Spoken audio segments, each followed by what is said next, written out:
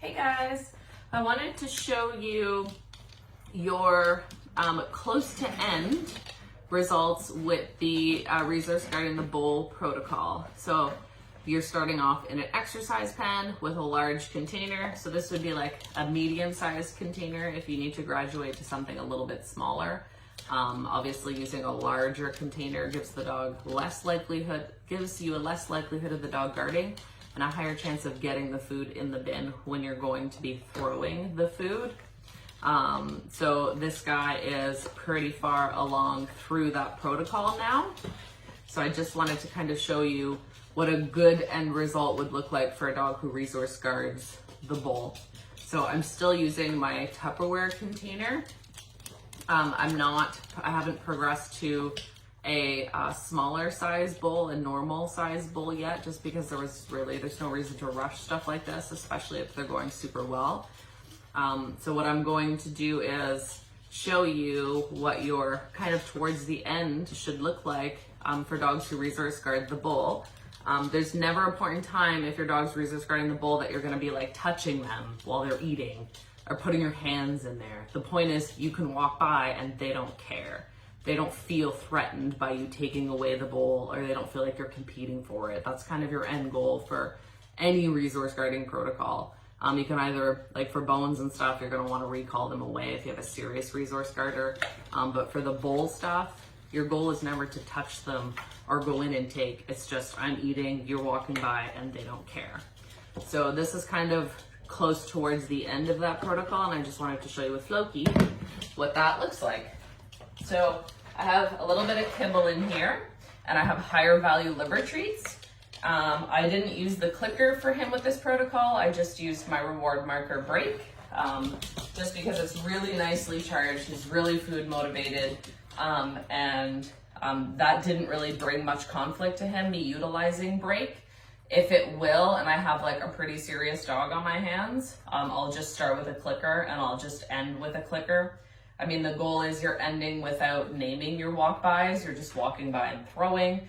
I'm still cueing with a marker. So when I say you just walk by, you would just put food down, and as you walk by randomly, you would just kind of drop food in.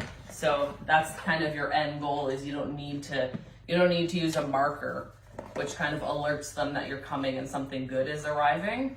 You can just walk and go, or throw and go. It's not a big deal. But I'm gonna show you utilizing the marker. So I have kibble in here. I'm gonna use my liver. So I'm gonna grab a couple little pieces of liver. And it's important too that you also just kind of, it's over there, kid. You missed it completely. That you kind of prime them. He's like, no, I didn't want the food that's coming here. That you kind of prime them for the exercise first. So just like, brick, drop a piece of food, drop a piece of food. So at the beginning, I'll kind of prime them, especially if you have a dog who's like feeling really conflicty around the bowl, like his tail's still down. He's still unsure about this scenario here, but he's not resource guarding, so that's fantastic. So I'm gonna break out my liver, break it down a little bit into pieces, and I'm just gonna break and put a handful in here and do a couple walk-bys and break and drop liver. That's pretty much what this is gonna look like, and it's really simple to progress to. So I'm just gonna break, drop. So the reason I do walk-bys, break, is because the motion is usually what creates that conflict. So I can also do like a break, break, break, break. Do a stationary one, but for him it was that motion around the bowl that like created that tense uncertainty. So that's why for him, I'm doing those walk-bys this way. Just gonna grab a couple more pieces of liver. I love that he preferred to like have dinner with a friend than go get the food that I threw. It just kind of shows you how comfortable he is with this exercise. So we're just gonna do a break, walk by, and do a couple more. So break, break, break,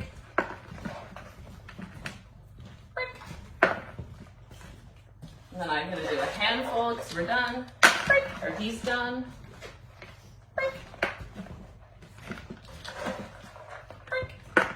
So my break is dropping higher value treats. And then as I walk by and he's done, I'm giving him a little bit more of a handful there.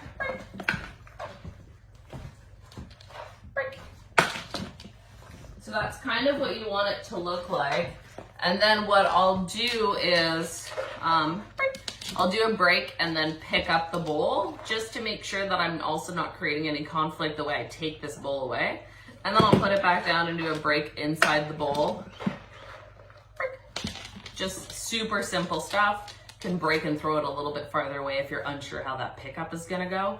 But this is basically what you want your end result of your bowl resource guarding dog protocol to look like. Remember, you're never reaching in. The goal is not to put the food in and be like, okay, let me see if I can stick my hand in the bowl now if my dog still guards. That's never the point of any of our resource guarding protocols ever, is to go take and touch. It's not a part of our lifestyle. It's not something that we do, and it's not something that we teach. The goal is simply, you can feed your dog, or they can have a bone, or they can have something, and your presence around them doesn't trigger them to attack you. Break. Break. Break. So I'm at close proximity here. We didn't start here. Break. We started the same protocol that we teaching you guys in TDO. The exercise pen, the larger pan, super simple, super easy, broke down protocol. Break. That's how we started this protocol. So hopefully kind of seeing it in action with Floki is helpful. This guy was a resource guarder. I say was, but you know, with the right circumstances, a little splash of pepper, a little bit of salt, a little bit of garlic, he might do it. Break. So I'm just gonna do a walk by. Break. Break. So I'm going to be proofing this week because he goes to his foster home on Friday. So these are just little things that I want to make sure that I have proofed.